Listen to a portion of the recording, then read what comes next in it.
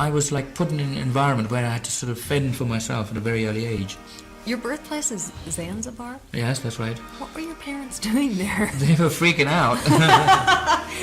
Well, they were working for the government at the time. My father was working for the government, and Zanzibar was part of the Commonwealth at the time. So he was a civil servant, and he worked over there, and there you are. He was born on 5th September 1946. And funny enough, it happened to be on our Parsi New Year's Day. The name we selected for him is Farouk. That was his birth name. We used to play different musics, Indian music, folk music, English and all that.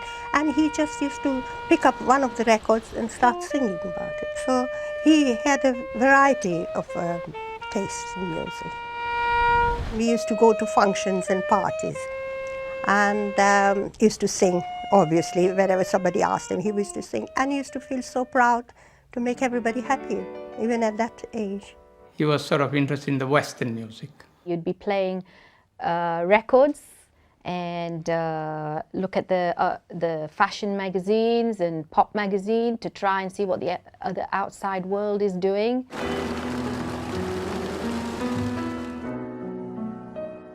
When I was about 7, I was put in boarding school in India. So I went from Zanzibar to India for a while. Farooq Balsara came to St. Peter's as a boarder from Zanzibar. He was good in sports, music and art, and he soon came to be known as Freddie. When Freddie went around calling people darling, we were sort of terribly shocked, it was something that was not done. You didn't hear a boy saying darling to another boy. You didn't say it to a girl in public in those days, damn it. So he went going around and saying darling to another boy, and we're standing here today on what I consider hallowed ground. This is the stage and the hall of St. Peter's High School where Freddie first started the Hectics. The founder of the group was Bruce Murray. And then Freddie, as usual, Farouk was on the piano. The three of them got together. He was playing the piano. Remove the piano, there's nothing left of the Hectics. Live at St. Peter's Panchgani, the Hectics!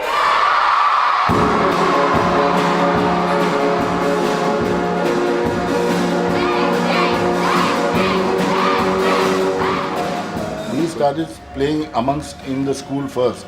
Then as Mr. Davis, he's the one who actually encouraged us. All the symptoms were there.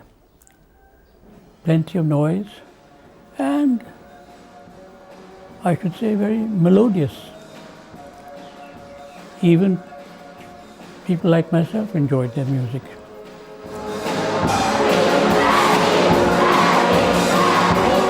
He didn't have a stage fright.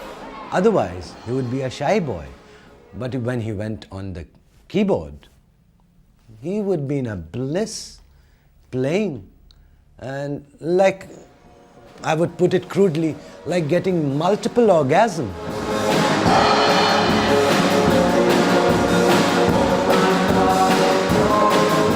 Freddie and the Hectics were, I think, more important to us than Elvis Presley or whoever else, and we were very proud of them.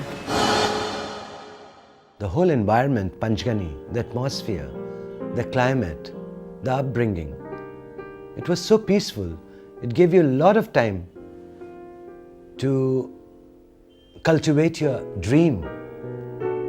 His dream was to become a musician, which he achieved.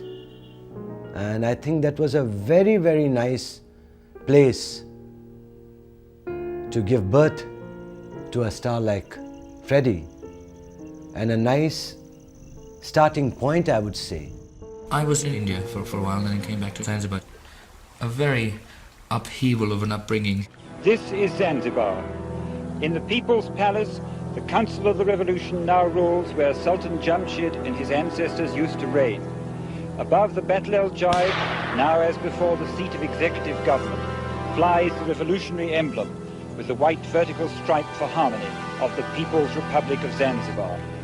It was very frightening, and everybody was rushing around and didn't know what to do exactly, And because we had young children, we had to decide to leave the country.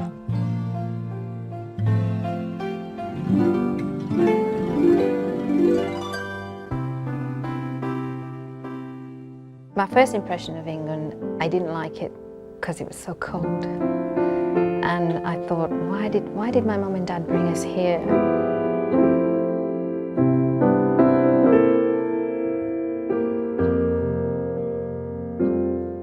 We had few known things what to do in England, because first of all, we wouldn't have any servants.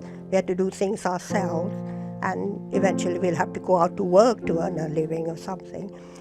So we knew a little bit of background, what we were going to expect.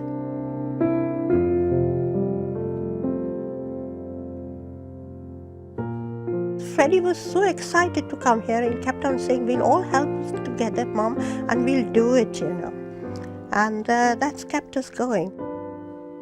He always kept on telling us that we will do something in this place, because he always loved to come to England. I went through art college, and I was going to be a graphics illustrator, It was just, obviously, I can paint and do that.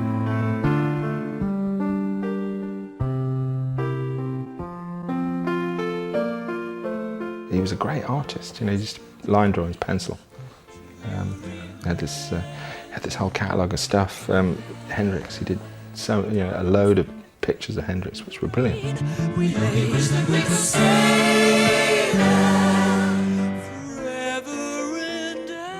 Ealing School of Art at that time, of course, it produced Pete Townsend, Ronnie Wood. It had a tradition of producing, good musicians. He used to talk about that so many people from art college have done music, pop music, and I didn't take much notice of that time, thinking it's one of those things, let us see. The moment I finished that and I finished college, my interests were in music. All I wanted to do was music, so I set upon the fact that, no, I'm going to try and make it as a singer. I can remember you telling me that your mom and dad, when you first started out, were not too happy about your choice of career. That in itself instilled me into thinking that it should be right. Most of the key figures or whatever always had a rebellious upbringing or whatever. You've got to rebel somewhere. I just rebel all the time. That's why it's made me into such a fiend.